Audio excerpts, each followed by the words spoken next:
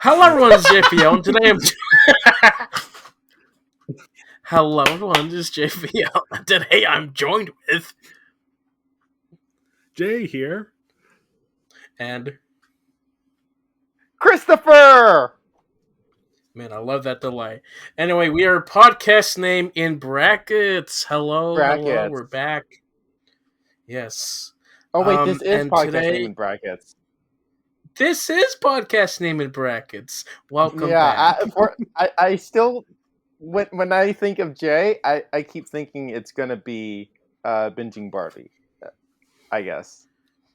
Yeah, good plug in Yes. there. Yep, I am Yeah. co-host with John of Plug in. Binging Barbie. Binging Barbie podcast. You know, we have a Patreon. You can check that out. Yep.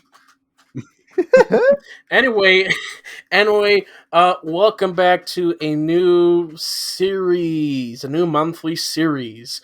We're going to be talking about the top 5 films of years and such.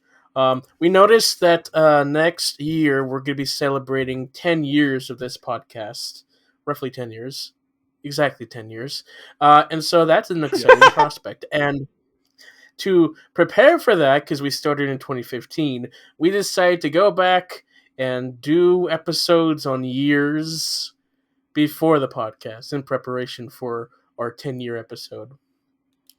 So today we're starting with the top 5 films of the year 2000.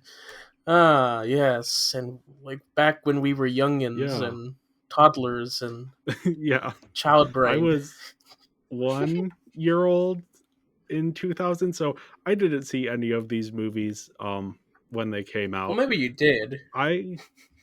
No, I didn't. I can pretty much confirm that. But it was interesting. I actually, because John and I have been planning this for 6 months, a year, something like that. Something like that, yeah. So, well, yeah, I've been playing with this idea for a while now. Yeah. So yeah, I actually went back and watched a bunch of movies that I had never seen from the year 2000 just to kind of get myself caught up. I think I maybe went a little bit overboard. I watched 30 some movies that I hadn't seen before. Nice. I think for other years I might not do quite that many, but yeah, I'm excited to dive into. Yeah, no, I do have a job in addition to podcasting that I sometimes have to go to. Yeah. Yeah, Christopher, anyway. Any relation to the year 2000 for you? Sorry, what did you say? Any relation to the year 2000? Was this a big movie-going year for you? It was the first year that I lived a full year, because I was born sometime in 99. So, no, I don't recall seeing any movies in the theater in the year 2000. If I did, I'll let you know. Actually, in a future year, I actually have a story about going to the theater. But for the most part, I will say I actually did not really grow up going to the theater in a general sense. So yeah, I actually would be shocked. But yeah, no, I don't have a lot of association. There are a couple titles of some form of nostalgia, and we will talk about them. Because preface, all the titles that I will be talking about are the only titles from 2000 that I have seen / recall seeing. So yeah, I will talk about my associations of them, past or present. Yeah. John, did you watch anything special for this list? For anything special for the... No, I did not. No. I didn't watch anything specifically for this list. I watched films, and maybe some of them just happened to be part of this year. I've watched so many films this year. You'll find out by the end of the year the top 5. None of them have actually been for this year, actually, unfortunately, except for maybe 2 films out of 300 and some. Anyway, Jay, why don't you tell us about some stuff about this year that you've collected? Yeah. Yeah, so I just thought I'd give some context for people about the year 2000. This was, of course, the first year of the 21st century. We get the top 10 of the worldwide box office. I thought was interesting. Number one, we have Mission Impossible 2, kind of a lesser well liked of them, though made a lot of money. We also have Gladiator, number two, kind of a surprising one. I think this is the last time for a while that we will see an R-rated film this high in the top 10. Then we have Castaway with Tom Hanks, What Women Want, the romantic comedy, Disney's Dinosaur, which I thought was a box office flop, but it actually made quite a bit of money.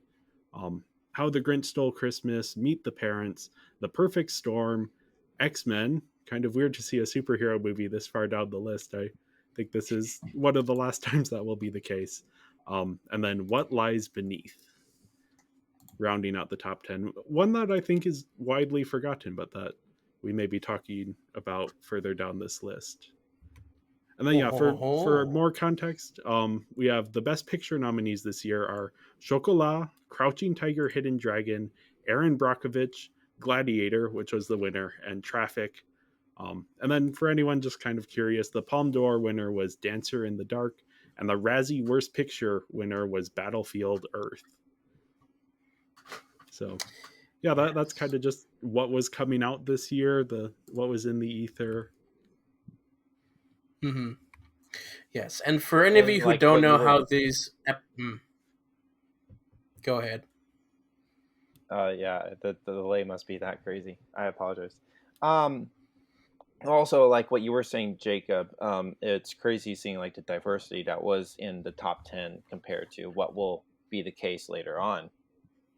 Yeah, it's weird. You have, action movies and franchise movies with Mission Impossible. Actually, no, Mission Impossible is the only sequel on this list.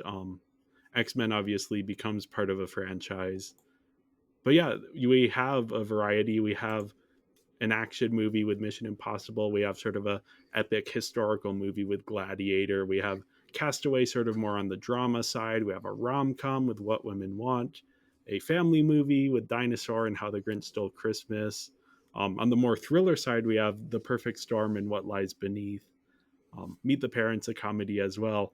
Yeah, this is really the last year we will see this kind of diversity in the top 10. With maybe a couple of exceptions, which we'll get to when we do those lists. But yeah, just kind of, this is often identified as kind of the last year of this era of filmmaking. In 2001, you get more franchises starting up. You get Harry Potter, you get Lord of the Rings, you get Shrek. So this is right before that we're kind of jumping in here. Mm-hmm. So yeah, and for those of you who don't know how these podcast episodes typically work, it's top 5, so obviously we're going to be giving our top 5 favorites of the years. We start off with number 5, we go like around the table, then we go down the numbers. And we also, some of us will add a least favorite film of the year. Sometimes that's the worst, sometimes that's just how many we've seen.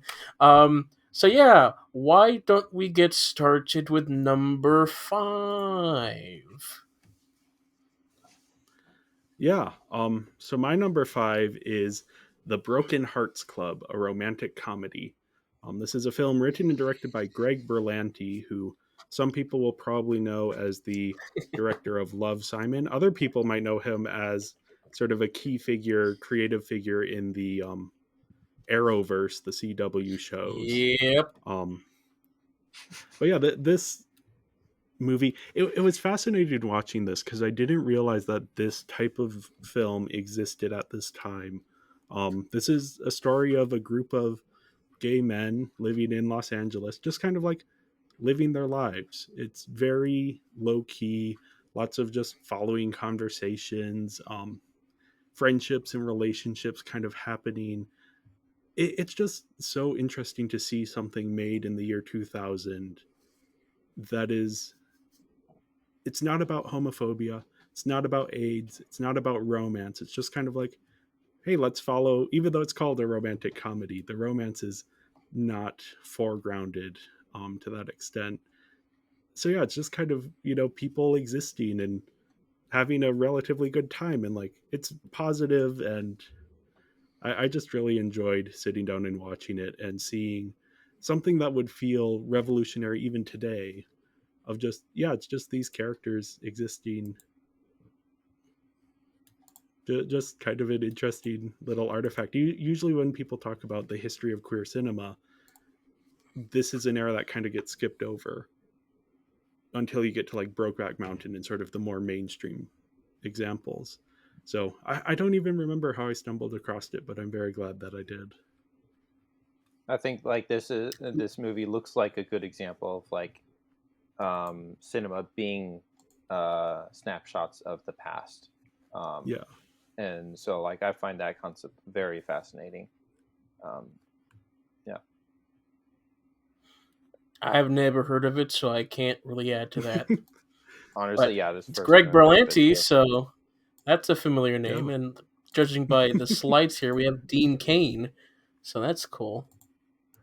Yeah, it has a surprisingly a cast that would maybe not at the time, most of these people weren't super well known, but we have Timothy Oliphant, Zach Braff, Billy Porter is in it. He's fun. Justin Theroux. So there are names in here that are, it's fun to see them show up.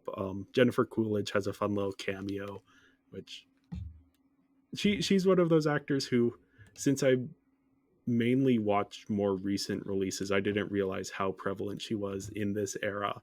But every time she shows up, I'm so excited.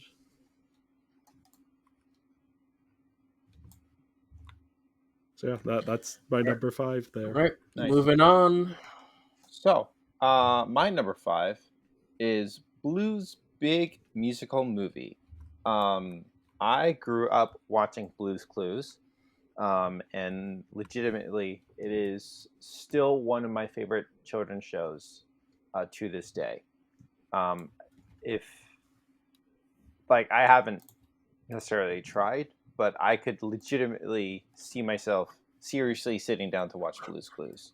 Obviously, there's a little bit of irony, doing that as an adult, but also like that is still the amount of nostalgia slash love I still have for Blue's Clues to this day. Yes, I have not seen Blue's Big Musical Movie in 15 to 20 years. So I don't necessarily remember it that well. But again, like I said, I still have this incredible love for Blue's Clues, and I could still see that translating to the nostalgia I have for this movie. And, with the 9 movies that I've seen that released in 2020, there's that's how it sorted out. Like, there's a kind of a degree of when I am ranking the movies of like which one would I am I most willing to rewatch, and that isn't necessarily the deciding factor for my final ranking, but it is a significant factor. And looking at my list, um, yeah, that I would honestly, legitimately love to rewatch it one day. And yeah, it's still Blue's Clues is something I treasure. Um, and yeah, I would definitely love to rewatch it one day again. And yeah, it's enjoyable from what I remember. I could imagine the title be slightly disappointing to kids because Blue doesn't speak, and this is a musical. What kind of musical are we gonna get from Blue? It's probably more Steve singing and the other Yeah. characters. I mean, I will say for the kids who have watched Blue's Clues, I feel like we already know Blue's speaking capabilities. So, I wasn't necessarily disappointed. Honestly, Okay. maybe probably didn't even think of the title that much. Also, one interesting thing to point out: Ray Charles actually has a voice cameo in the movie. Oh, So I did not know that until I looked it up on Letterboxd. yeah, this is one of the ones I watched quite a bit of Blue's Clues growing up. I don't remember a ton Yeah. about it, but yeah, this is what I hadn't ever heard of. But I feel like part of me does want to go back and watch some of those things that I watched as a kid. Just to like, I've gone back and rewatched snippets of like some of the Wiggles movies just to be like, did I make that up or was that actually a thing? Yeah. Yes. Blue's Clues. Yeah, I still remember being upset when Steve went away to go to school or something, and he got replaced by his cousin or something. Yeah. I will say, I think Joe was technically his brother. And I think the new guy, Josh, I think he might be cousin. Anyways, oh, yeah. I found out about, and I probably wouldn't have been able to do it, but I found out about the audition for the new quote Steve, Oh.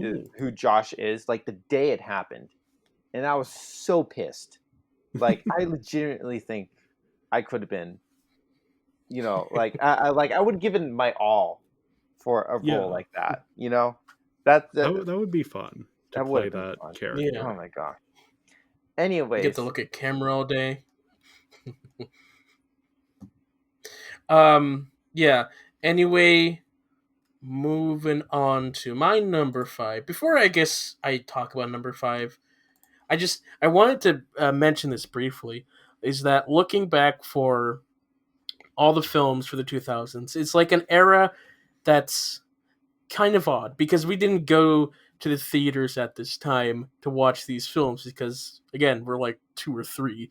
So unlike the films that we would talk about in the past 10 years with our top 5 where we went to the theaters and specifically saw these films and we're like, okay, here's why it's my favorite. Here we have to like deal with like nostalgia and stuff because there's plenty of kids films that I've watched that I remember fondly, but I don't know if I consider it like the top 5 of the year. So um my whenever I do my list, it's gonna be like a mixture of films that I think are really solid and films that I really liked or in general.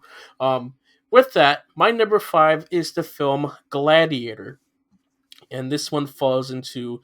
It is a really solid film, really well made. The way I could describe it is that it is the modern version of Ben Hur, that revenge mm, plot where you're struck down from your rank, you go on revenge, and you're in the Colosseum doing some stuff. Um, yeah, and there you go. It's well done. I don't really know what else to say about that, but it was impactful to some people. I just thought it's pretty neat.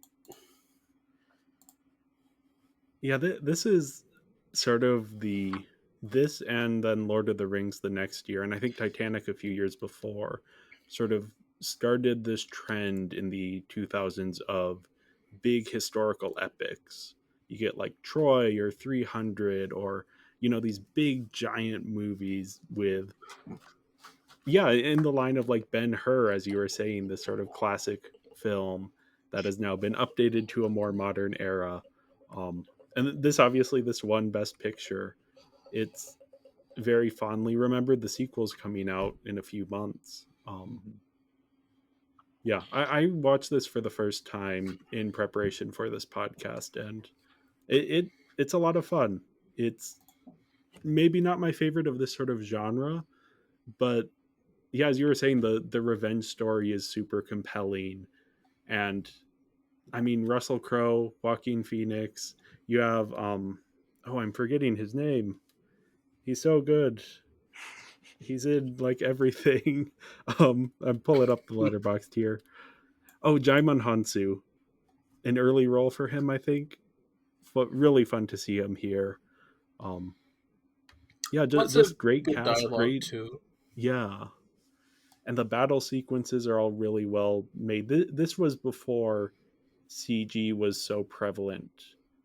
And so just seeing how they achieved everything more practically was a lot of fun. Though you do definitely feel a little bad for like the animals involved. Yeah.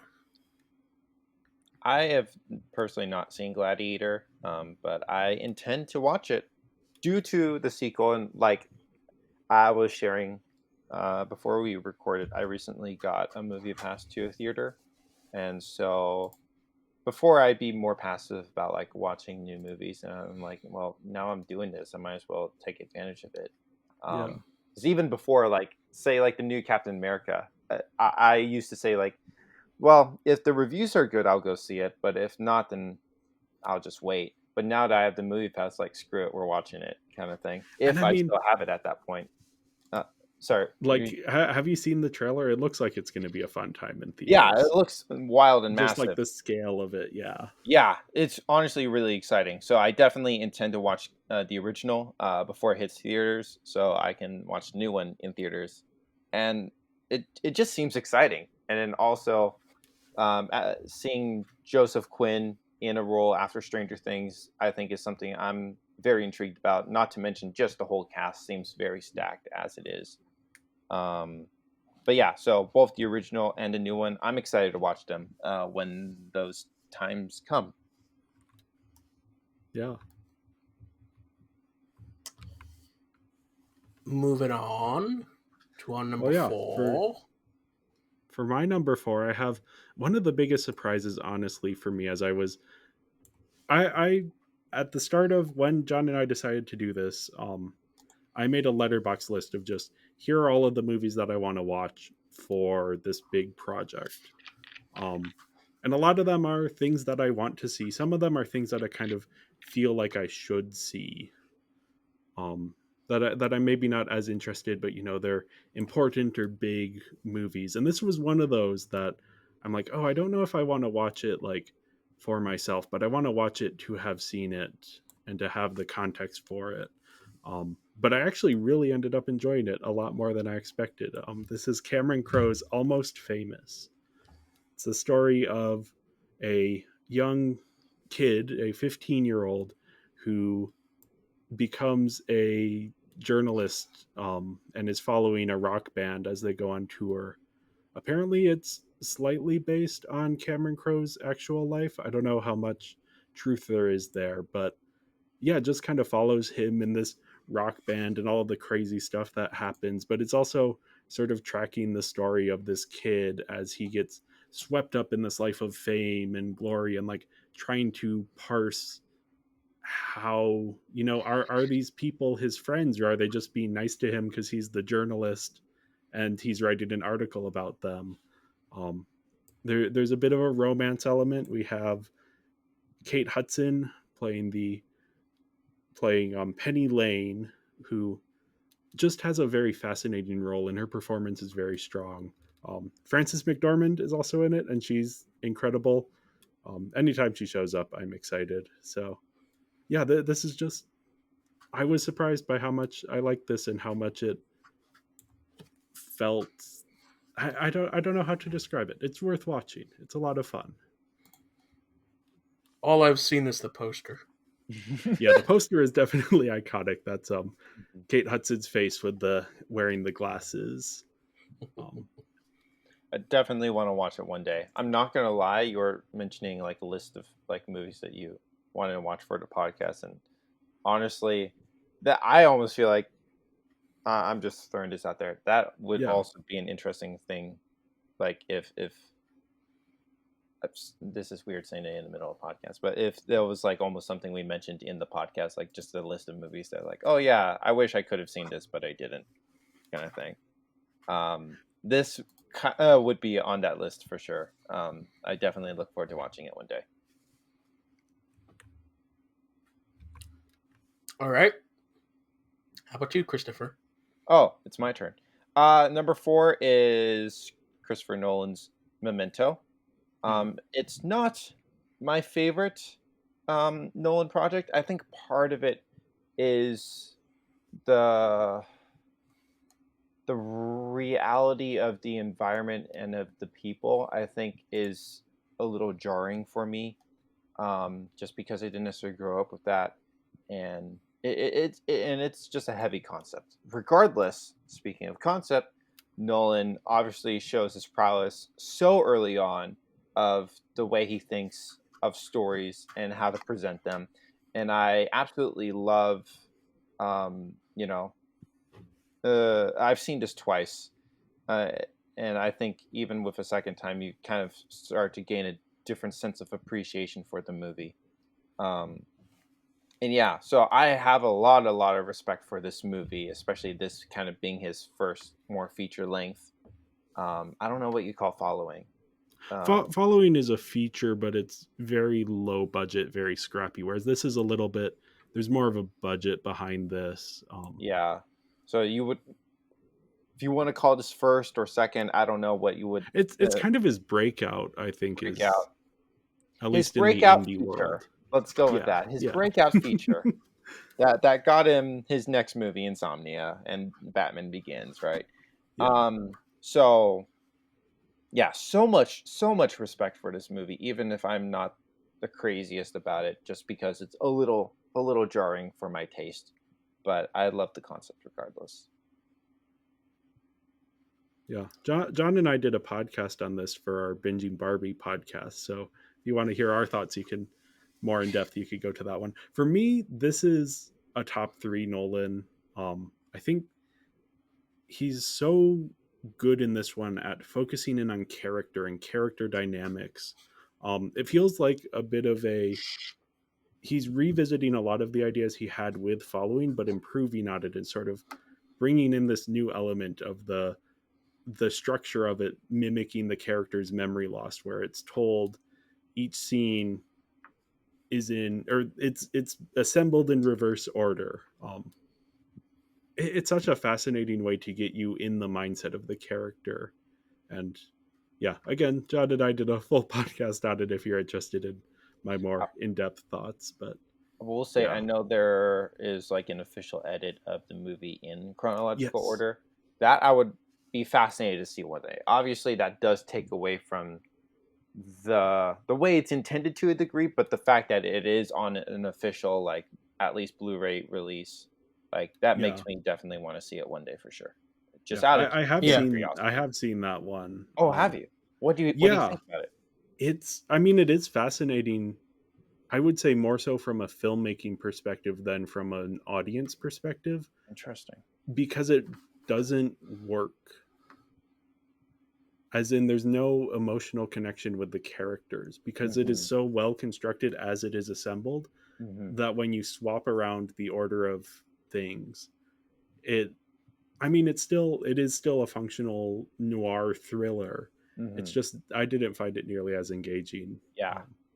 I mean, that's not surprising, but that's Yeah. still interesting to hear that being It is verbalized. definitely a worthwhile like exercise to watch, but it isn't like Dunkirk. There's a fan cut that is in chronological order, and I think that's more of like it kind of cleans up the experience, whereas with Memento it Interesting. doesn't hold up quite as well chronologically, Okay.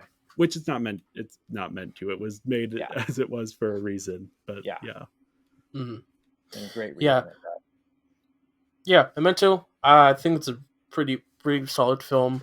I think if I think about the story, the overall story in its chronological state, it's not the most impressive or strong story, but Mm. because it's told in such a fascinating way, it does elevate the whole experience. So there And you go.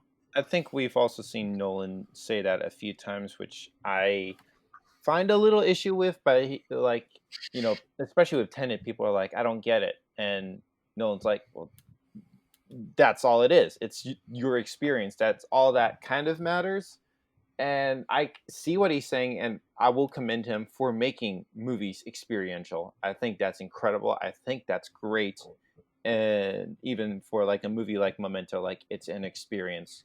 But then obviously, like, uh, I've not dove so much into the story Memento, whether as is or chronologically. So like I've not been able to fully dive into that so much. But I feel like that is sometimes a weak spot. I think like I remember the second time I watched Interstellar, I had so many issues with with the story and details or something, and it really like brought the movie down for me. And I should have written it down because then I watched it a third time with my projector for the first time. No, that wasn't my first. Yes, it was. And I was so blown away by the experience. Also, that was the first time like with the Blu-ray, so it had the expanded IMAX sequences, Yeah. and it just got me with the experience, man. I was like, my God, what a great experience! I don't remember my qualms with the movie, and I want to try to try to remember those and put together like a cohesive thought of it. But like that is something Nolan's been able to do, and Memento, it shows like Nolan being able to tell an experiential story. I think it's really incredible, especially seeing him being able to do that so early on. Yeah, it's his second feature. It's impressive what he achieves. Yeah. Well, moving on to my number four. My number four is the film Castaway. So, uh, pretty recently, I think I've established to you guys through my watching habits, and I guess like I figured out for myself. It's like, I really like Tom Hanks. He's just one of those actors that I could watch him in anything and just be comfortable with him. Like he is the most comfortable actor in everything I've seen. It's like he does it really well. It may not be the most standout performance, but I feel comfortable watching him. Um, and so he here is one of those films where the majority of the film he's by himself, and he gives him a chance to act. And I think it's a solid survival story. It's an interesting concept of like, okay, stranded on an island, what do I do? It's got some interesting moral conundrums. It's got a lot of things that were definitely quoted and just uh, parodied over the years, like Wilson, the beach ball with a face.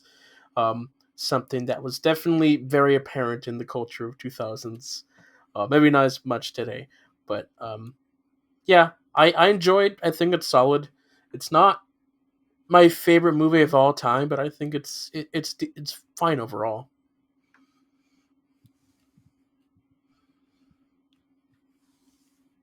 Yeah. This is another one that I watched for this podcast. Was obviously pretty familiar with its reputation overall, but yeah, it's such a fascinating film, and not what you expect based on the title and the general premise. Um, it's very invested in Hanks as a character, both before and after he gets cast away. And for me, I was kind of realizing as I was watching it, it's not really a survival story so much as it is a story about social isolation, and this man who is already kind of in a bubble and lonely before he ends up on this island, kind of remains in that bubble after and has to break out of it. The survival part is just kind of part of his journey. Yeah, this is also just fascinating from a filmmaking perspective because they actually took a break while making this for Tom Hanks to like go off and lose weight and grow out his hair and his beard. And Robert Zemeckis, the director, actually filmed an entire other film during that break, What Lies Beneath, which was mentioned in the top 10 of the box office for this year. Um, so just a fascinating story behind the scenes of like, yeah, Robert Zemeckis made the first half of the movie and then was like, hey, I have a bunch of the crew still hanging around. What if I just made another movie and then came back to Castaway with that experience of having made another film and brought that to Castaway? So yeah, I really liked watching Castaway. Didn't quite make my top 10, but it is definitely one of the best of this year. Yeah, I haven't seen it. It's on the list. That's all I can really say. I've not seen a lot with All Tom right, Hanks. I don't have a lot of association with him, but yeah. Oh all yeah, right then. on to So number with that, three. let's move on. Yeah, I have for my number three. This is not the debut feature of this director, though it's sometimes attributed as that. But this is Joint Security Area, directed by Park Chan Wook. This is the story of a group of soldiers. This is set in and around sort of the joint security area and the demilitarized zone between North and South Korea.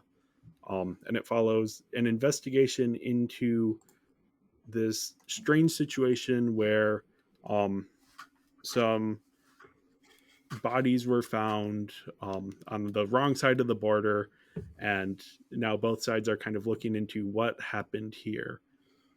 And it starts out as that investigation, but then it very quickly moves into the story of a group of soldiers who become friends despite being on opposite sides of the border, and what ends up happening as a result of that friendship and where it ends up going.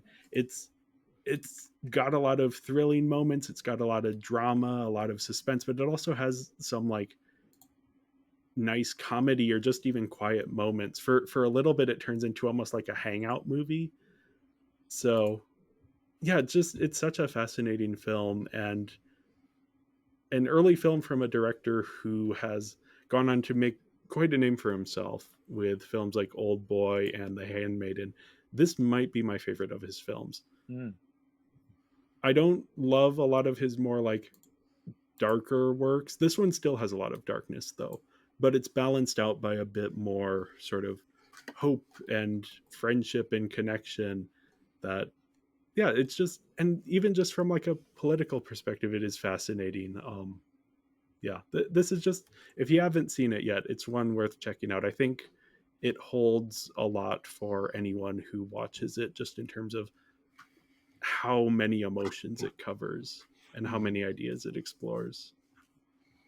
Yeah, I definitely want to watch this movie. I've definitely thought about like purchasing it. I know Arrow has a Blu-ray, but then I Yeah. recently heard Umbrella, based in Australia, just released a 4K of it. So now I'm Oh, like, and like the only ways to stream it is just on Tubi. I'm like, I don't want to do that. Not a movie like this. There's one movie I saw on Hulu called Broker, another Korean movie by an yeah. acclaimed Japanese director, the one who directed Monster.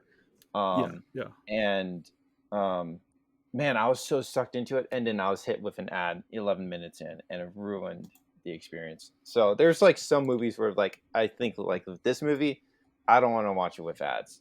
I definitely really want to watch it one day. I've seen from the director Decision to Leave. I've yet to see his other films yet. I definitely want to, including this one and obviously other favorites or all of his. And then also one interesting thing you mentioned about like this almost kind of considered his first one. It's crazy to see like how almost disliked his earlier films are. Like the Yeah. letterbox scores are under 3, and then he comes out swinging with this like 4.0 esque 4.1 movie. And then also this movie having Song Kang Ho, one of my favorite actors, and like he's definitely a draw for practically any movie for me. So I'm definitely excited to watch it one day. That like I feel like out of all the movies that I haven't seen, that this one's like pretty much at the top of the list of this year. I haven't seen it, so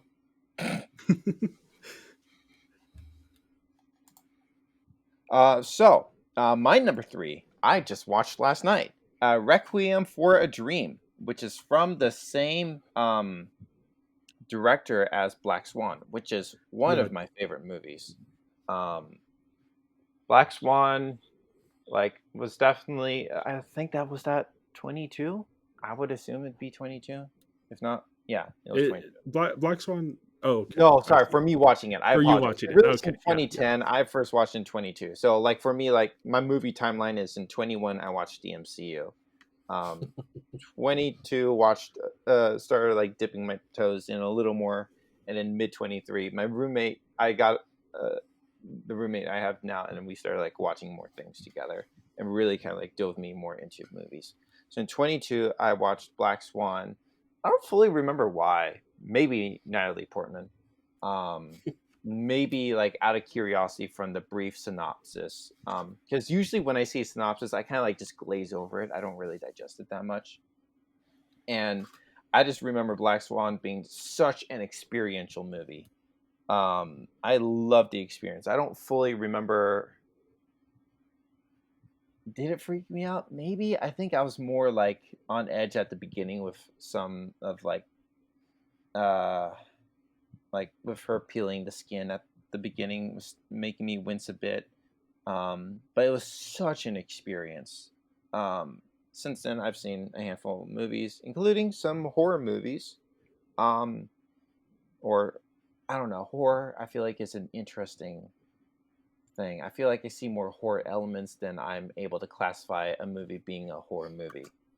Anyways, um, but not a lot really freaks me out. Um, I I have due to like a certain past experience. Oh, okay, a car accident and like trauma in my life. I've started like to.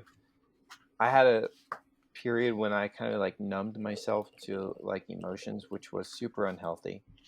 However, that definitely was helpful as it relates to horror related movies. Those don't tend to really get me. I can definitely feel suspense for sure, but doesn't really like arrest me. Usually, the thing about horror that kind of turns me off is more of the gore side, but the thriller side doesn't. I can be caught up with thrill for sure, but not in a super extreme way. And Black Swan was one of the few movies to really do that.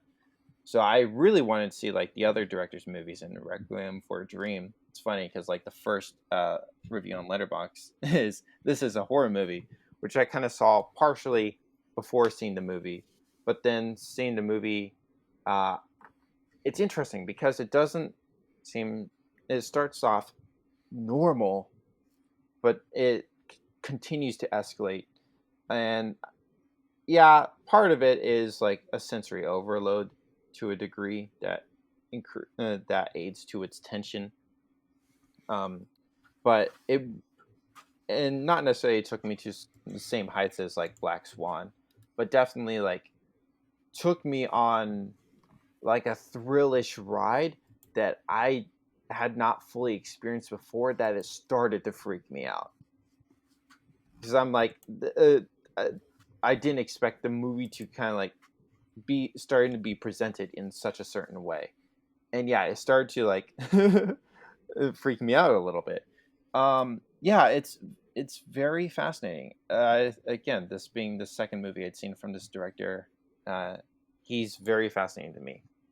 Again, he's been able to present experiential movies, and yeah, sometimes it's easy for me to kind of not be caught up with emotions, and so to be caught up by emotions, um, is something that is fascinating to me. And so this is kind of one of those movies, and I am intrigued to watch it again in the future.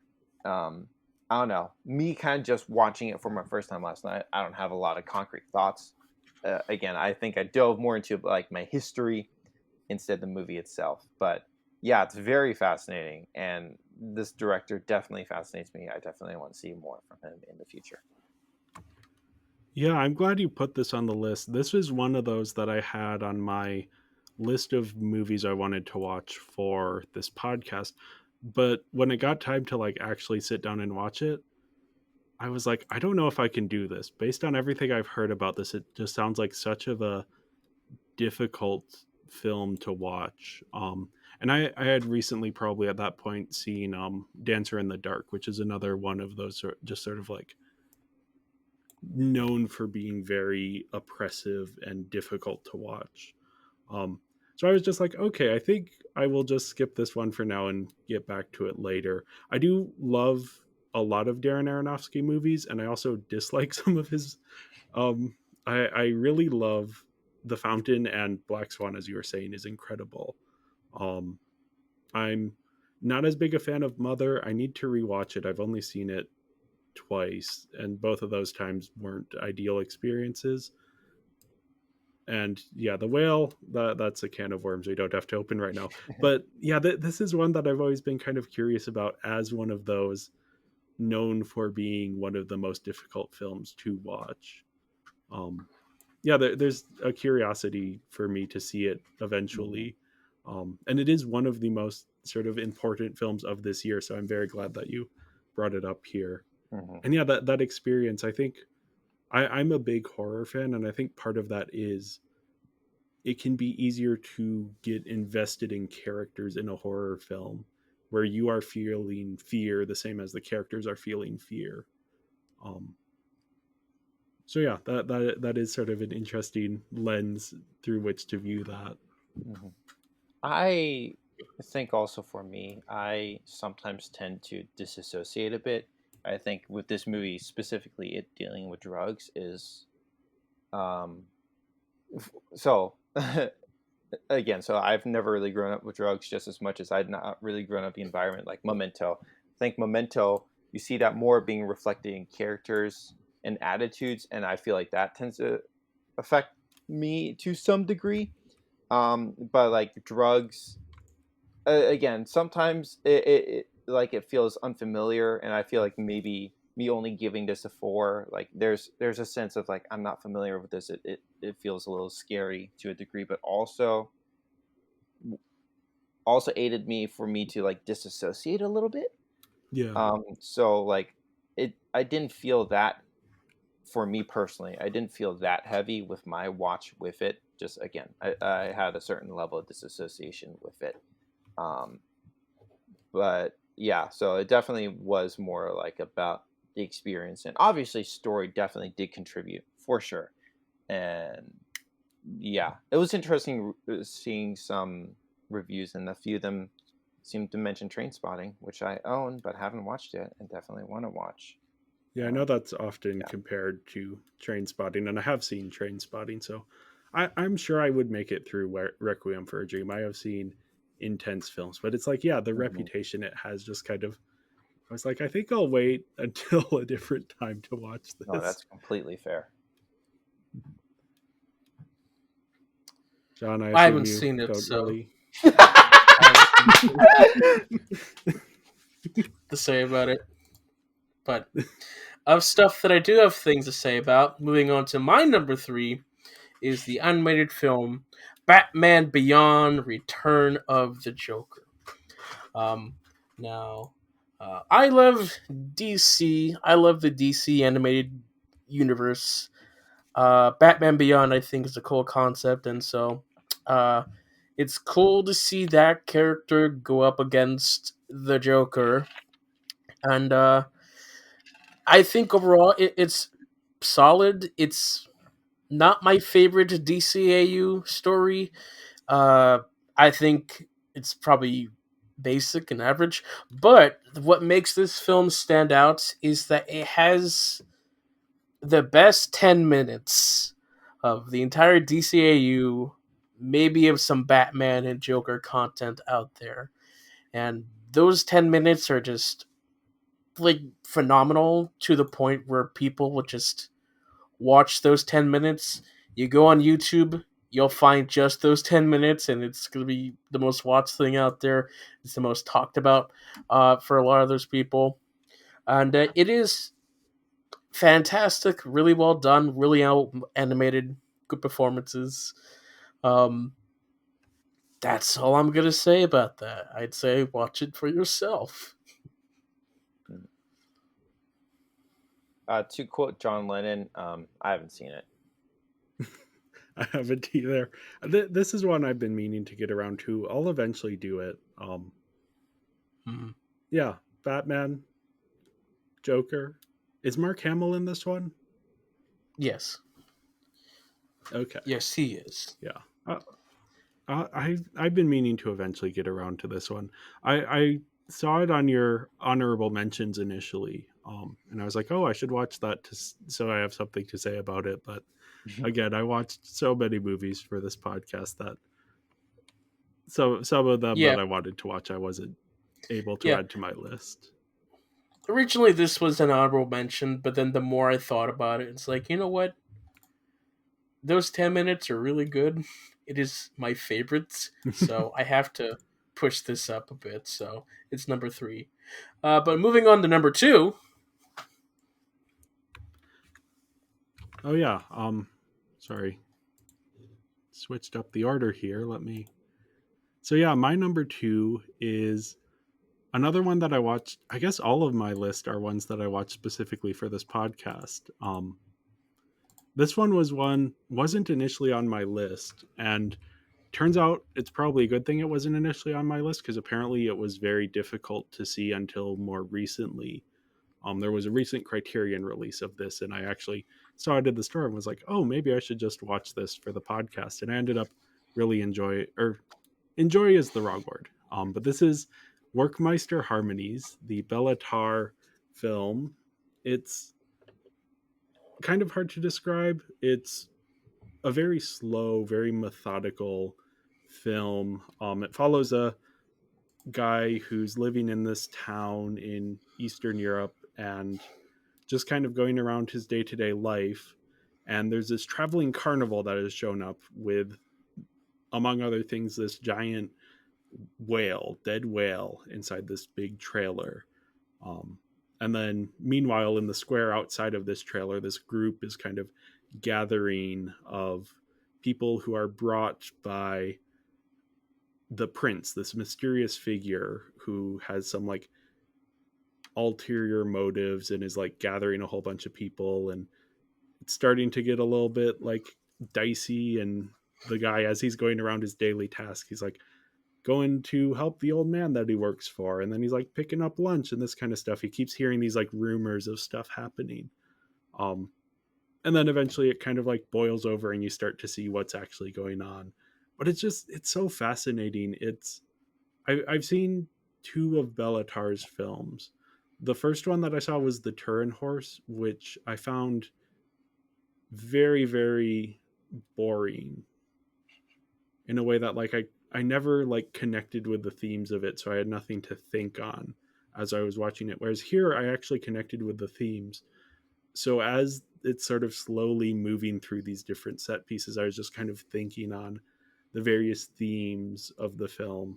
And then you also just have so many just incredible moments, especially the moment where the man goes and sees the whale for the first time.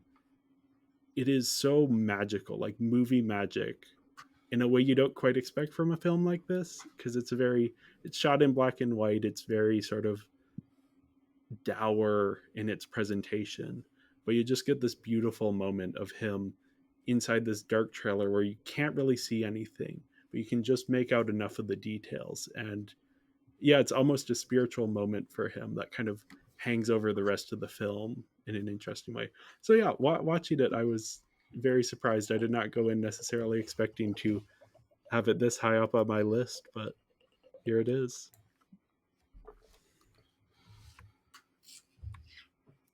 You had me at Criterion. Yeah. This is a relatively recent one as well for them. Okay. Had some good features on the disc, I believe, as well. Nice. Well, like usual, I haven't seen it. I assume you haven't heard of this one either. No. My number 2 is... Okay, so I don't know if you guys heard of the 2006 movie, The Lake House. Is that the Keanu Reeves, Sandra Bullock one? Yep. Okay. Well, that movie was based off this movie. This movie is called Il Mare. Il Mare is a 2000 movie, obviously, from South Korea. And my roommate had seen The Lake House, I believe. And he said they took out like the depth and for the American version. He says the Korean version's superior. So I believe him. Oh my god, I love Il Mare. I will say, because Il Mare, like I came away kind of just saying like 4 stars, which is still a very solid rating, but obviously like 4.5 stars is almost relatively like my a 5-star because I only have 2 movies at 5 stars on my Letterboxd. So, but I could not. This movie almost haunts me. I like think about it quite a bit, especially after watching it. But it still like comes to my head. I really want to rewatch it one day. I would yeah, I don't know.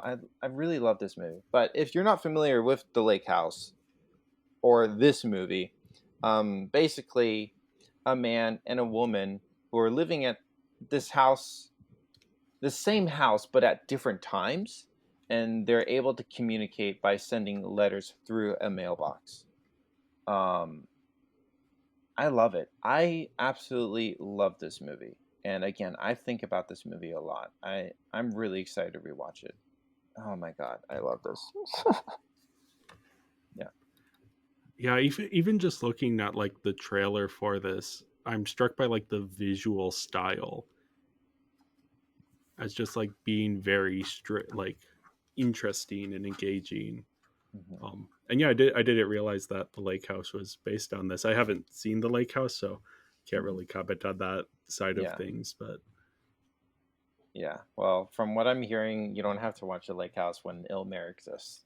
okay, I mean, again, like yeah, yeah, according to what my roommate is I saying, like the depth being kind of stripped out, which kind of doesn't surprise yeah, me for an American remake. Um, yeah, I mean, maybe out of curiosity, maybe one day I might want to watch The Lake House, but I mean, Elmer exists, so why do I? Yeah, I feel like there's something else I want to say about it. It's not coming to mind, but I really. Oh, right. I would love to own this movie one day. I know there was a Blu-ray release at one point, like forever ago, um, but it seemed to be really limited.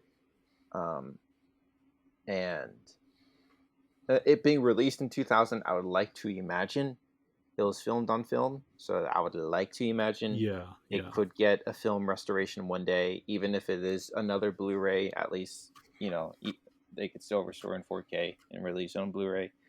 I would love to own this movie one day. I don't know, like it's just that haunting for me.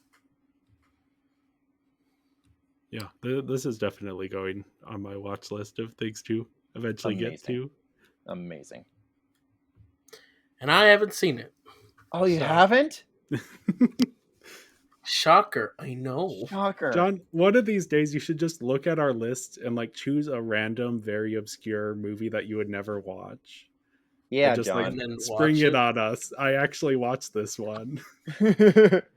as Just a like don't joke. log it on Letterboxd or anything. Just like yeah, Yeah, I've seen it. Everything you said, I agree. Move on. Let's see, what's your number ones? Okay. Um, moving on to my number two, then. Speaking of things I've seen or haven't seen. Actually, I've seen this one because it's my number two. But my number two is the film X-Men. Um, yeah, that time, the beginning of superheroes taking over the world, following the somewhat success of the Blade films, we get X-Men, some more comic books. So, uh, yeah, I remember seeing this as a youngster. Maybe not this year, but when I was a youngster, and I enjoy them. I enjoy the actors playing these characters. I enjoy these characters. The story is pretty simple and could be better, but it's an enjoyable time. I like this one. I like rewatching it. There you go.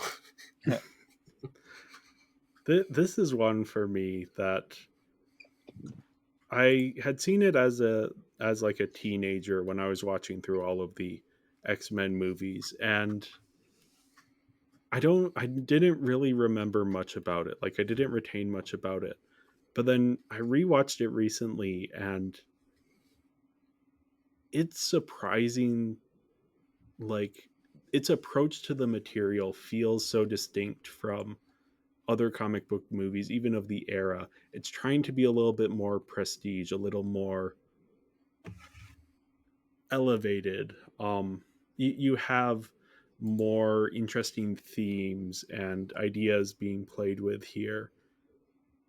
It it's just so interesting how it brings forth the X-Men have always been a bit of a metaphor first for the social justice movement or the civil rights movement in the 60s and 70s, and then now more modern era it's taken on more of a metaphor for queer identity. And this film is actually kind of key to that, switch over. Yeah, there's just so much to like here. The characters are interesting. The actors, as John was saying, the performances are really good. It's I'm not a big fan of like the third act. The action scene is like fine, but it feels kind of out of place with the rest of it, which is more of like a moody drama with some very interesting ideas going on. Yeah, I mean, a lot of this has been talked in later years with different superhero films, but at this time, this was pretty cool, pretty groundbreaking. Yeah. Definitely an element of a time of just black leather outfits, as opposed to the you know Yeah. blue and yellow designs in the cartoons and comics. I have seen this movie um 2 years ago. Something like So it's been long enough where I really don't remember enough to even quantify a rating for myself on Letterboxd. No, no, no. Actually, okay, I did have Letterboxd back then, but then like a year ago, I went ahead and like wiped out all my ratings, just because it was almost more as like my rating scale was more like against the MCU, and then I started Yeah. watching more movies, and I'm like, okay, this scale doesn't work anymore. So, um, anyways, I don't I feel indifferent thinking about it from the past. I was honestly really strongly considering rewatching the trilogy in prep for Deadpool and Wolverine, but honestly, at this point, I might as well save it for Secret Wars. yeah, Because just time crept on me, and I just never got around to it. Um, Honestly, just in a general sense, I've been like low key been wanting to rewatch the MCU or other Marvel movies for my first or other time, but just I don't know. That's just such a big project to do. And yeah, I don't know. Maybe one day. Maybe one day. I've kind of said that I think it would be great with like my future like significant other, um, whenever that would happen. I think like that'd be a great time to rewatch. Anyways, but I've been wanting to rewatch this just because it's been. I don't really remember enough to quantify personal feelings and thoughts. Again, like even a rating. And then also what you were kind of saying, Jacob. Like I definitely knew it was like a talking piece about the civil rights movement, but then like hearing more recently about it being like an allegory about queer identity has been interesting because I heard a line. I I saw a line from this movie later about like near the beginning of like a parent asking, "Can you turn it off?" And I thought that was interesting, and to kind of maybe like recontextualize a little bit, like seeing those two kind of being melded into the movie is something I kind of just wanted to see in like a different light, just to see like how it was approached. So that's also been a motivation to kind of rewatch it, just to see like uh, what were like the thought processes going on with the movie. Um, yeah, it just seems interesting to a degree. Again, to see what it was for its time.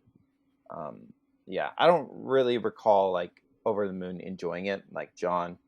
I definitely don't remember hating it. I probably just with my one watch 2 years ago, I feel somewhat indifferent. I think also another thing, as we may talk about in 2009, it was the Wolverine Origins movie that really sold me on the character of Wolverine. That I actually really enjoyed that movie. Um, and so with the original trilogy, I didn't feel anything about Wolverine. I didn't think he was not that I didn't think it was cool, but I didn't think it was cool like other people did necessarily. So there was really nothing much for me to latch on in terms of characters. I probably enjoyed Charles Xavier and Magneto probably more than I did Wolverine, from the little bit of memory I have. So yeah, it would be very interesting to recontextualize with the thoughts I have swirling in my brain today. yeah, Yeah. Also, like, it's also interesting to just like see. It's like, huh, our perceptions of cool have changed so much. Oh yeah. Like, yeah, like sure, all of them wearing black leather. That was cool. Everybody was wearing black leather back then, so that was a cool thing. But Mhm. now it's even cooler for them to wear the actual costumes. So Yeah. glad we came full circle. Like, no, Hmm. not full circle. Glad we've updated things. Well, Uh, to some degree, with a full circle comment, like in the movie, they joked about wearing yellow clothes, and then now in this year, I didn't watch it, but the new X-Men '97, they joked about wearing black leather. So it's almost been a full circle moment. Not to mention with the Deadpool and Wolverine movie. yes. But before we move on to our number one films, why don't we get into some honorable mentions? Yeah, so I have quite a few here. Just since I watched a lot for this podcast, there were a lot of things that stood out to me. One of my favorites was Gina Prince Bythewood's Love and Basketball, which tracks the story of two basketball players, a man and a woman, who have this like high school romance, and then it also follows their lives as they grow up and their very different career paths. Her playing for women's basketball, and being very passionate about it, but kind of being unable to fully embrace that passion because of the sort of struggles that women have, especially at the time, in being professional basketball players. You know, they aren't making as much money, there aren't as many opportunities. Meanwhile, this man, he is not super passionate about basketball, but because of both his being a man and being part of the NBA, and then his own father is a big basketball player as well. So he gets a bunch of opportunities that aren't afforded to her. And yet the relationship still continues and develops in interesting ways. It's a romance, it's a sports movie. I don't love sports movies, but I was actually very compelled by the sports in this. Um, yeah, it's just a fascinating film, and very much worth checking out. Also, I have here Stephen Daldry's Billy Elliot, which is about a young boy growing up in. Oh, just a second here. Oh, yeah, it's the 1984 miners' strike. And he gets sent to learn boxing, but instead he ends up at a ballet class and sort of shows a lot of promise. But of course, the society he's living in is very prejudiced against, the sort of working class society is very prejudiced against the idea of him being a ballet dancer, and his father has a lot of issues with it. But he sort of overcomes it, and it's like a feel good drama, about his relationship with the community and with dance and this artistic, medium. And yeah, it stars Jamie Bell as Billy Elliot, who is phenomenal. And we also have, let me, I believe it is, yeah, Julia, or Julie Walters plays the dance instructor, and she is phenomenal. People may know her as Mrs. Weasley from the Harry Potter films, but this is what she is like. This is the type of performance she is so good in. Um, then there's also Traffic, the Steven Soderbergh film. This is a weird year for him because he also made Aaron Brockovich this year, and he is actually the only director to be nominated for two Best Director awards at the Academy Awards in the same year. Dang. For Traffic and for Aaron Brockovich, he won for Traffic, which is often seen as sort of the lesser of the two. But I was surprised watching it. It actually compelled me a little bit more than Aaron Brockovich, which I also think is very good. Um, but yeah, Traffic is the story of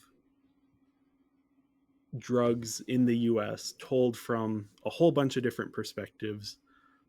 It's really good. It definitely has some of the like, it's of its time, but I think there's still a lot of empathy in how it portrays its characters that is just very worthwhile. I also have Vampire D Bloodlust. This is part of the Vampire Hunter D series. It's a series of manga that then there's an anime film. There might be a like anime series as well. I don't really know. I've just seen this one. fantastic animation. There is a gothic castle at the end that is the coolest looking thing ever, the coolest looking setting. The plot is kind of hit or miss, but just for the visuals alone, this was very much worth checking out. I also have Punks, which is similar to the Lonely Hearts Club, my number 5 pick, and that it tells the story of these queer characters just kind of existing, and you don't see much homophobia. AIDS isn't really brought up. It's more about these characters living their lives. This one, I think, strays a little too far into the romantic comedy side of it, where I was a little bit disappointed by that aspect. But besides that, it's a wonderful film. I also have Pitch Black, the first of the Riddick movies. It's an alien clone, but it's a really fun alien clone. Um, the romantic comedy, What Women Want. Mel Gibson, not a good person, phenomenal actor.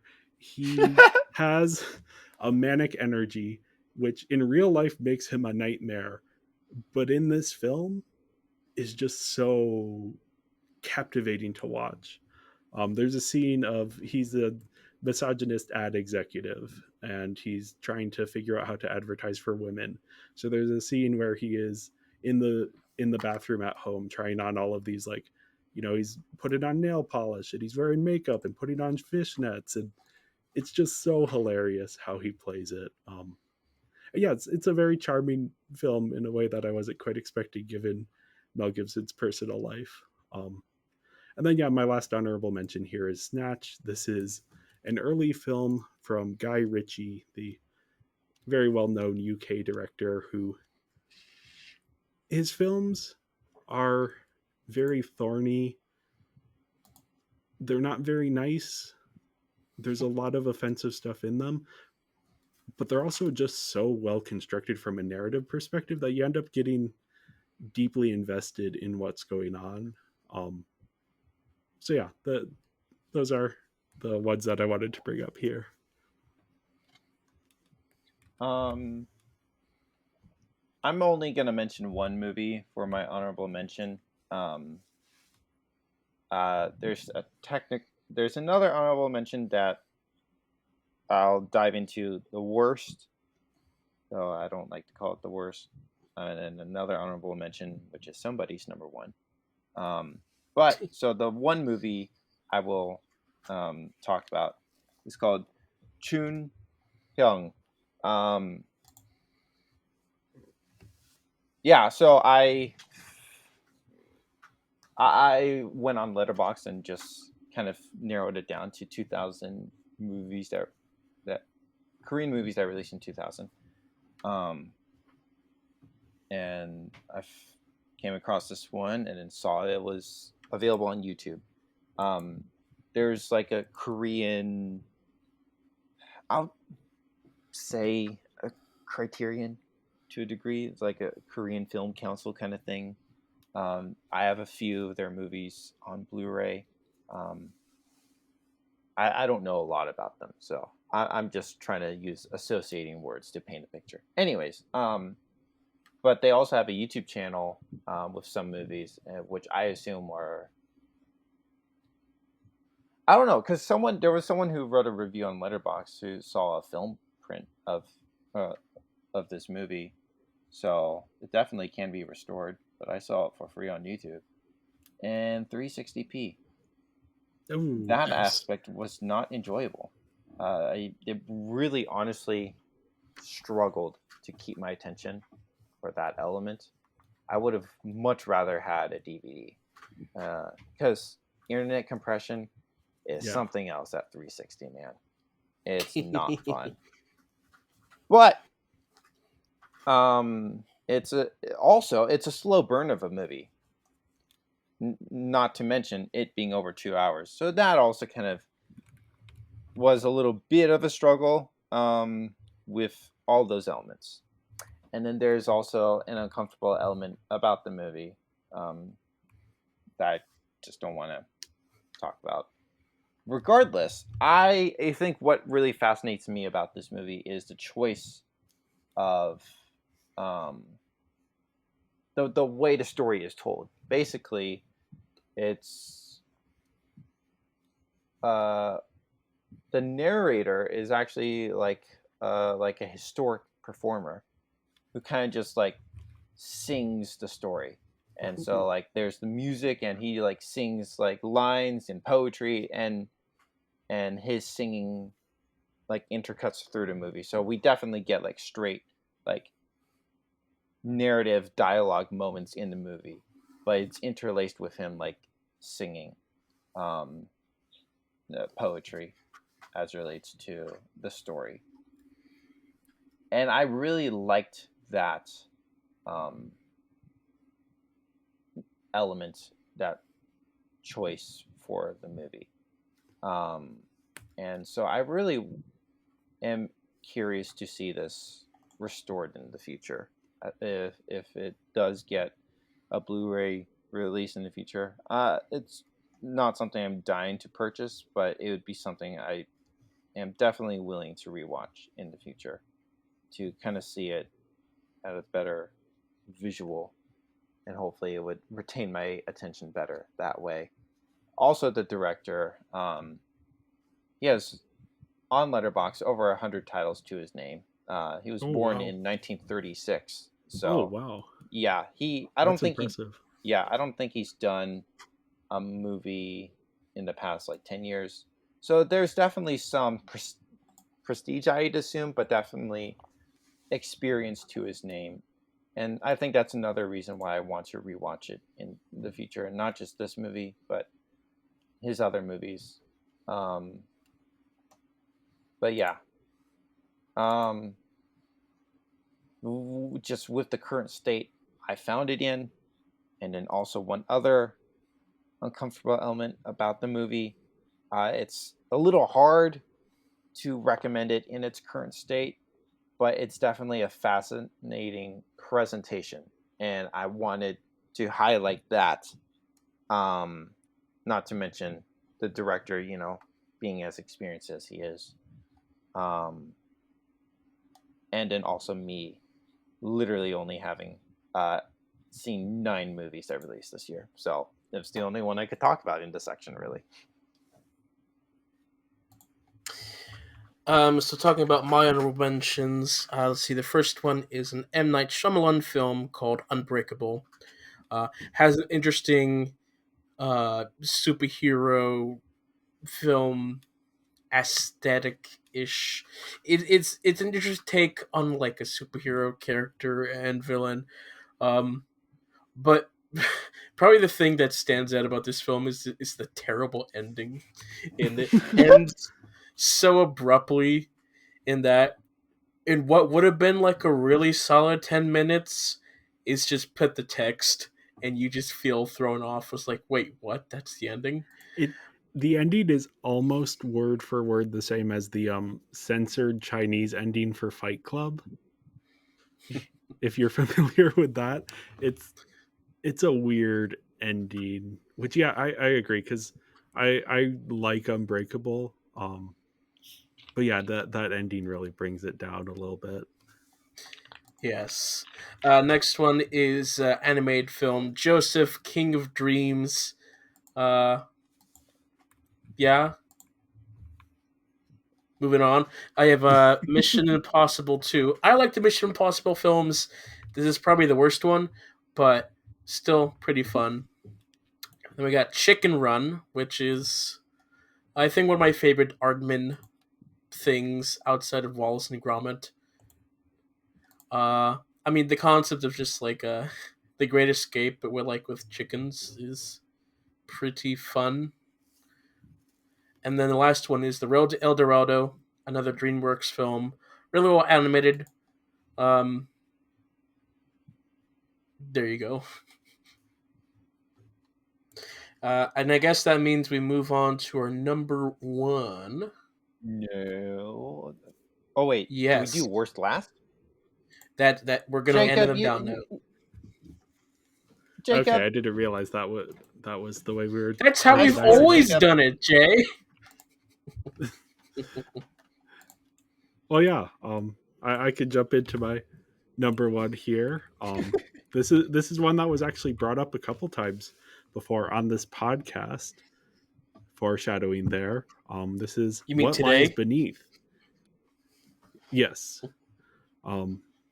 Yeah, this is the Robert Zemeckis film that he made between the first round of filming for Castaway and the second round of filming for Castaway.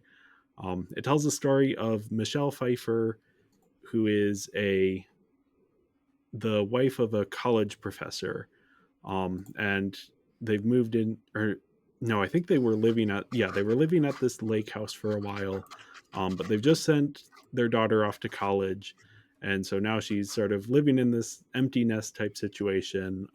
Harrison Ford plays her husband, and she starts seeing ghosts, sort of, or haunting presences. Something's up, and she begins to suspect that the neighbor, who is also a professor, has killed his wife and is sort of hiding the body.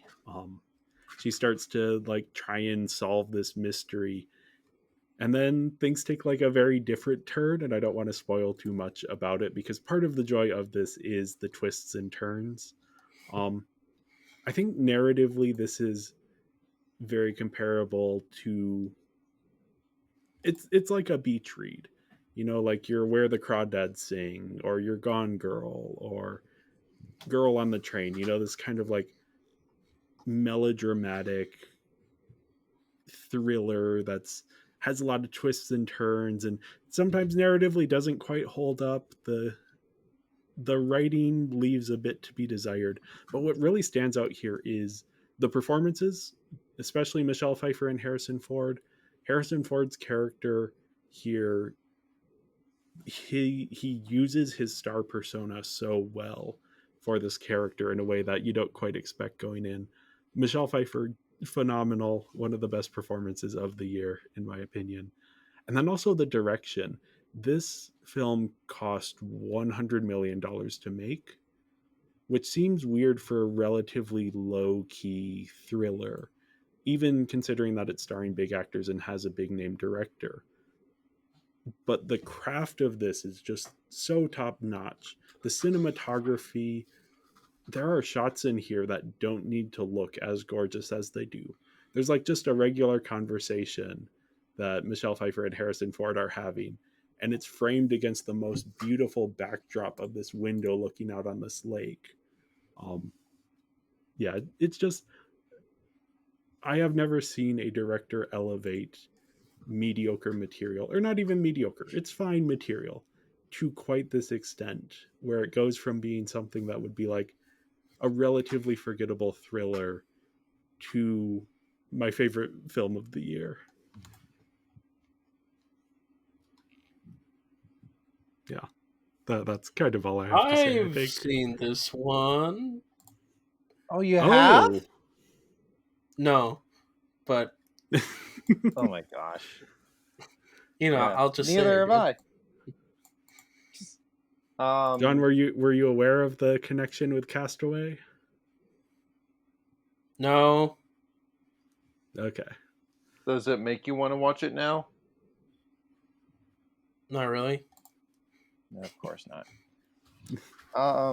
My number one is Bong Joon-ho's directorial debut, Barking Dogs Never Bite. I will say, I was really going back and forth between Il-Mare and Barking Dogs. But again, I think Il-Mare deserves a rewatch, but something that is keeping Barking Dogs at number one for me is the humor. This really, you see the blueprint of Bong Joon-ho's humor in this movie. And I think now after seeing this, it really contextualizes the humor that he uses in his future movies. Because I remember watching Memories of Murder and almost thinking at times like, I don't feel like I should be laughing. But he is that guy. Like, he is one with a somewhat dark sense of humor. And you see that here. And it's very clear, like with even like with the first scene or two or three, like, oh yeah, this is funny. It's horrible, but it's funny, you know. I just, this is fun for me. I just enjoy this movie. And so yeah, again, I will admit I go back and forth about Ilmare and Barking Dogs Never Bite. I For how much I gawk about Ilmare, almost feel like that should be number one, but just right now, I feel like I need to rewatch that one. And Barking Dogs is just so enjoyable for what it is. So I'm giving Barking Dogs Never Bite my number one spot. Yeah, this is one I was very glad to see you put it on your list because it would give me a chance to talk about it as well. Yeah, I saw this one in preparation for Parasite. Like the night before I went to see Parasite, That's so I cool. sat down and watched all of his films that I hadn't seen before, including this one. And yeah, I was very surprised by you get that sense for his humor, but it also feels a little bit distinct from his other films as well. Oh yeah. It kind of reminded me of like the Coen brothers at time, just with like the sort of dark, almost nihilistic sense of humor. This is definitely one. If you are a dog lover, do not watch this movie. It does some. Obviously, no dogs were hurt while making the film, but there are some very harrowing sequences involving dogs. But yeah, just as you were saying, it's like it's a blueprint for what he would do with the rest of his career. You get a lot of the same themes that he would be revisiting of class and of sort of these divides between people. Yeah, it's just a very wonderful little film. I will say one little piece of context. What you mentioned, like if you're a dog lover, you probably shouldn't watch this.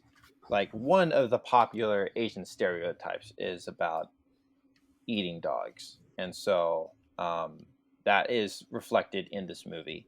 And so I do wonder, like for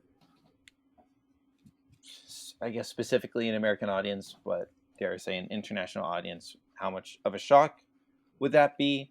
But like this movie, I don't think was necessarily made with an international audience in mind. It was made for the people in Korea, and so this is definitely a context that they would understand, and I would doubt be as shocking for them as it might be maybe some American audiences. Yeah, I was more referring to the dog murder that happens as well, which is Basically dogs. Yeah. Anything as it relates to dogs that you Americans are not familiar with, but maybe Koreans are. I don't remember all the details so much that once you said that, like, oh, I remember something. But definitely, like, I'm sure some people are aware of the Asian stereotype of Oh yeah. Asians eating dogs, and I think there is a scene of that in and other here. things. Yeah. Yeah. Well, moving on to my number one.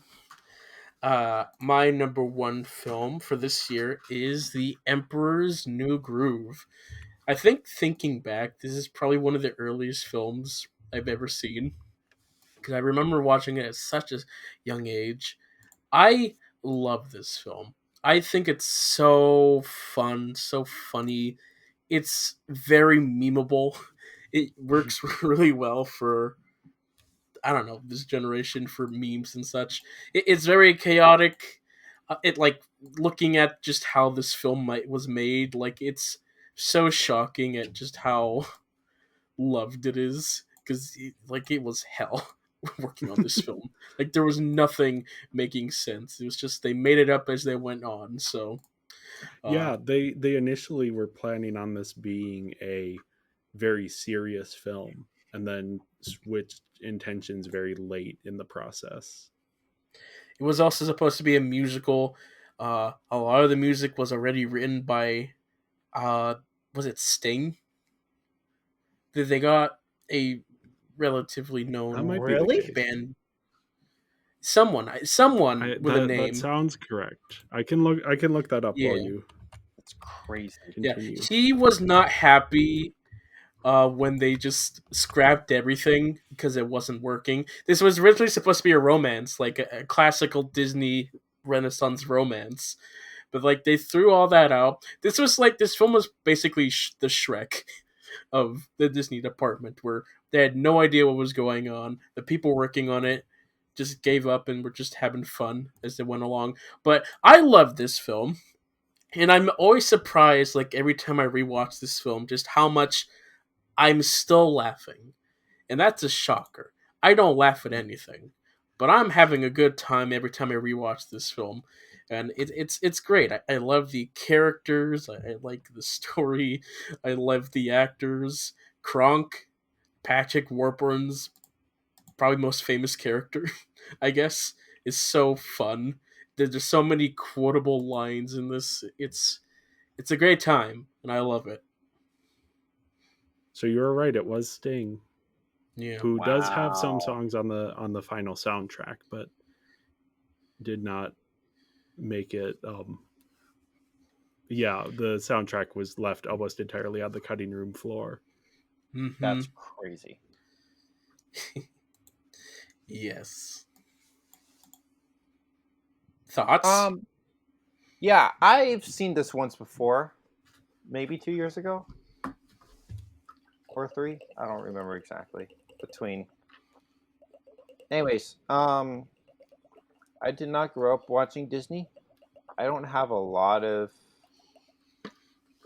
that kind of nostalgia, and so a movie like this isn't always gonna immediately click with me. Sometimes I can be charmed by something, but sometimes not so much. And it's almost like a process, like trying to understand, why do people like this? Why is this considered good? Regardless, I definitely did find some enjoyment from this, uh, but I do think it is due a rewatch at some point. Definitely don't hate it, but I just um, yeah, I will say I did watch it with people who grew up watching this and enjoyed it themselves. So it was entertaining to see them have a good time. I definitely, honestly, I do want to see Kronk's New Groove at some point. Or yeah. Also, looking at the cast list, I did not know David Spade was Cusco. So that's something to keep in mind next time we rewatch it. Yeah, this is, I think, one of the first ones that I watched for this podcast.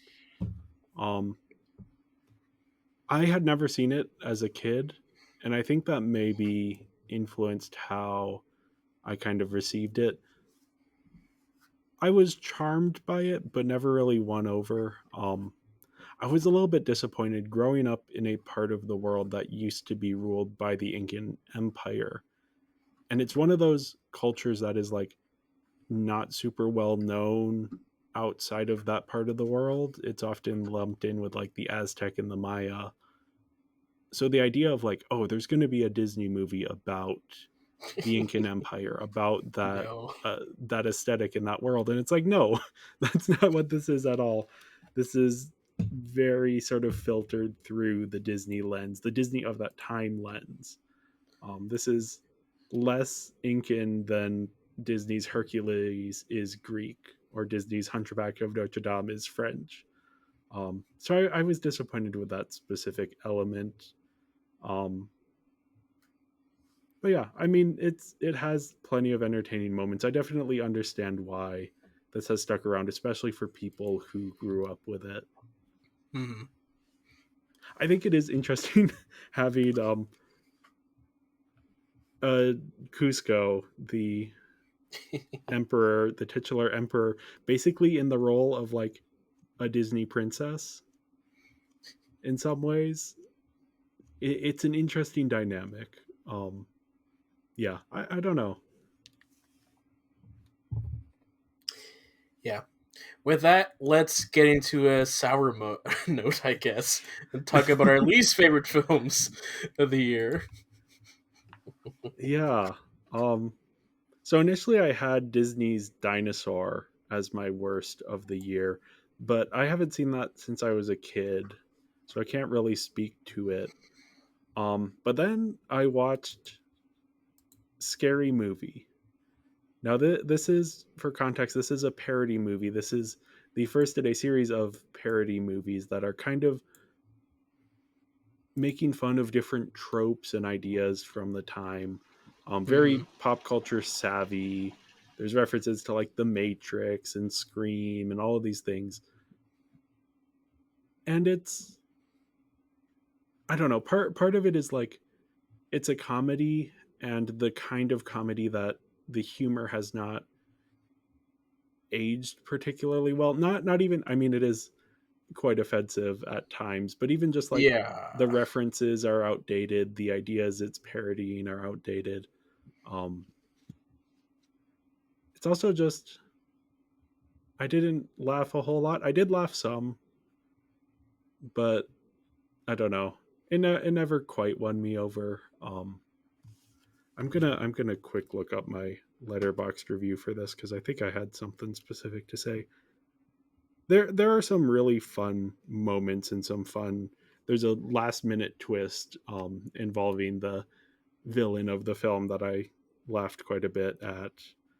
Um, the performances are mostly fine. It's just kind of very much a product of its time.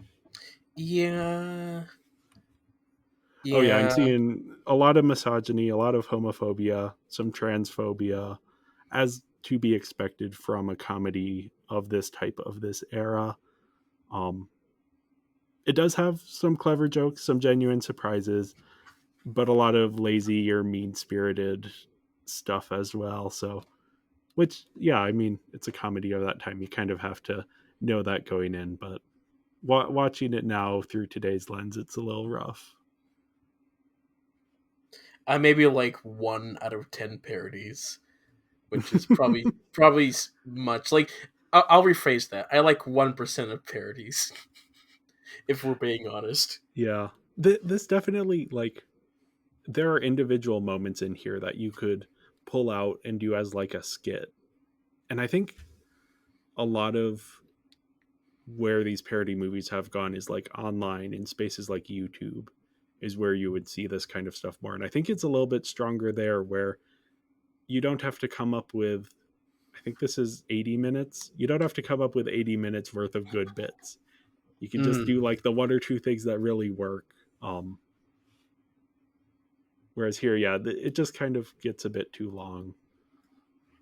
I know people enjoy this. It was just watching it as someone who was 1 year old when this came out. Yeah, didn't quite work for me. Yeah. I mean, it is very influential in the media of parody films, unfortunately, because like hundreds of parody films came after this one. None of Yeah, a them were lot with good. the same creative team. Yep. It is worth noting this was worldwide at the box office the 11th highest grossing film of this year. Yeah. So yeah, this was a very sort of successful and influential film in that way. Mm-hmm. I assume you haven't seen it, Christopher. I have not seen it. All right, on to Yeah. you. This is not a bad movie, I would assume, but out of like the 9 movies I have on my list, this is what I have chosen to rank at the bottom. I had only seen this once, and I was very young, probably before I was 5, so I don't remember it. Chicken Run. That's if we're just gonna rank things, I'm just throwing that at the bottom. I bet it's a delightful movie, and I want to rewatch it one day. But out of just the rules of the game, this is technically at the bottom. I'm sorry, this is at the bottom, so technically we are calling it the worst on my list. For me. I mean, least I favorite. bet it's great. Yeah, least favorite. On the thing, it says worst, okay? That's the term Because I'm using. it's easier to write worse than least favorite. We're lazy like that. Don't worry. Don't worry about it. Least favorite is also still a stretch. It's just at the bottom of my list. Yeah. Right. More or less just because I don't remember it. So, yeah, definitely willing to rewatch it one day. Yeah. All right, moving on to my least favorites. There is one that I like less, but I don't want to talk about that right now. So I went with The Little Mermaid 2 Return to the Sea. This is one of those series of Disney films that were straight to DVD or VHS around this time. And they are. There is a very, very noticeable drop in quality from your Disney Renaissance theatrical film and your DVD production film. Um, the story is like it's the same story but in reverse and not as good. Ariel is a terrible character in this film. You have the exact same villain with a different name. Why? I don't know. Music is hit or miss. A lot of this is hit or miss. So there's that. But I kind of enjoy this in some. I liked this when I was a kid. I didn't love it as much when I watched it again recently. But I liked aspects.